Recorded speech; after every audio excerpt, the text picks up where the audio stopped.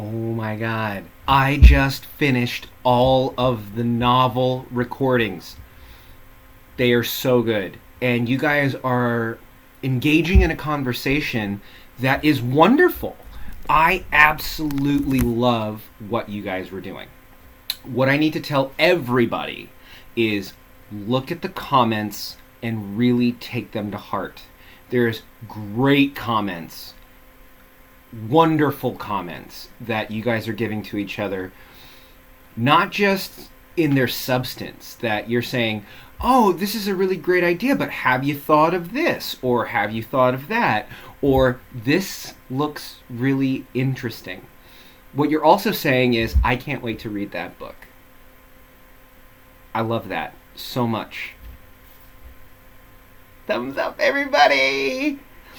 Beyond that, I have a couple of really strategic comments to make. If there's a million themes in your book, which of course they're going to be because, they're novels, especially a novel like Uncle Tom's Cabin, which is 500 pages long, there's going to be a million really heavy-handed symbols and a really large amount of themes, so you're going to need to kind of narrow that down.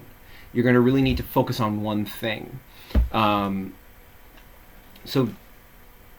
I'm going to go ahead and say, don't talk about racism necessarily at the time.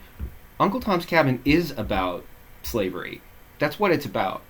But one of the good comments that I did see in that post, Caleb, was, what is today's North and South? That's a really cool comment that I thought was really smart. Beloved. Is Beloved really a ghost? Is it? Is she? Is she? Is she really a ghost? Because she shows up in material form, and yes, it's kind of like a mix of magical realism. But is Beloved really a ghost, or is she a symbol of something?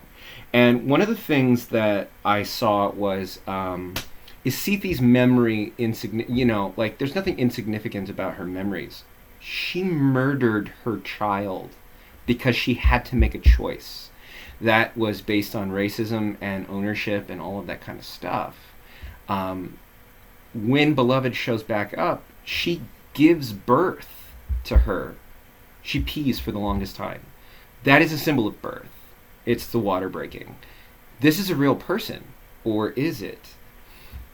The point is that these memories, especially at the time of Reconstruction, 20 years after the Civil War and the end of slavery, these symbols are more tangible. They're not metaphorical.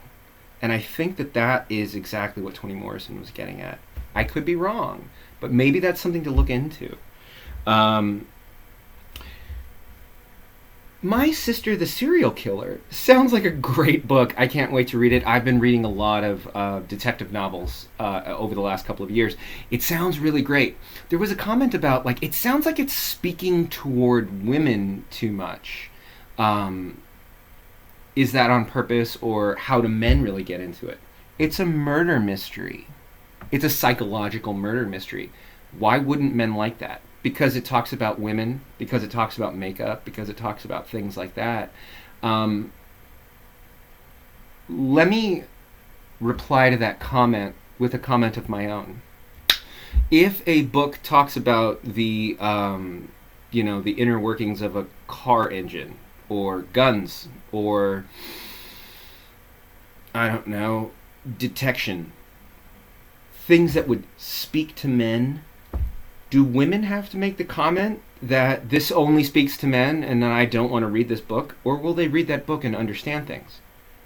It's an interesting question about femininity, masculinity, and the divide between the two. That's something to really think about. What is the fish in our society? Old Man in the Sea, classic. It has a lot of things going on. Noah, you're right. Iceberg style of writing. Yes, you're 100% true on that. And Hemingway has been indicted for writing men roles and doing all that kind of stuff. But the question then that I'm going to ask is, one, I think that it was Hannah that asked it. What is the fish in today's society? Why should we read a book that is 100 years old? Why should we do that? What's the point in doing that? And I think that that's a really good question that would make a good salient point for today. There's also the Father Brown Mysteries, which is less a novel and more a collection of short stories. As Sam, you point out, there's no overarching theme.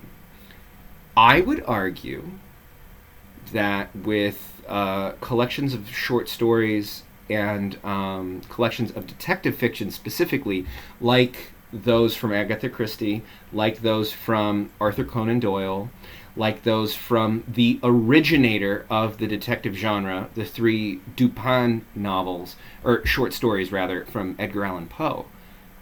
Even though they're different stories, they have the same character, and they do the same things. There is an overarching theme. Just because they're disparate stories whose plots are different, it doesn't mean that there's not an overarching theme. Now, these are very specific things that I brought up. Everybody has great things to say, and I thought that everyone did a lot of really great stuff. Listen to your commentators. Listen to me. If you have questions and want to run anything by me, please do, because these sound really awesome. And Steve, perhaps applying your story to modern day politics would be really awesome. The Archbishop of Chicago, a great contemporary sort of lens through which to see things. It's a little on the nose. So maybe we can think about things beyond the specific text itself and look at what it's doing about other stuff, right? I believe Cam was the one who made that comment. So again, I was really impressed and enamored by all of your comments, all of your posts. I really loved them a lot. Great job, everybody. And I cannot wait until these paper proposals come through to see what you're really going to do. But if you have questions or concerns, bring them my way. Send them to me via email. I look forward to your assignments, and I hope this message finds you well. So, all right, you smart people, go out and do your thing.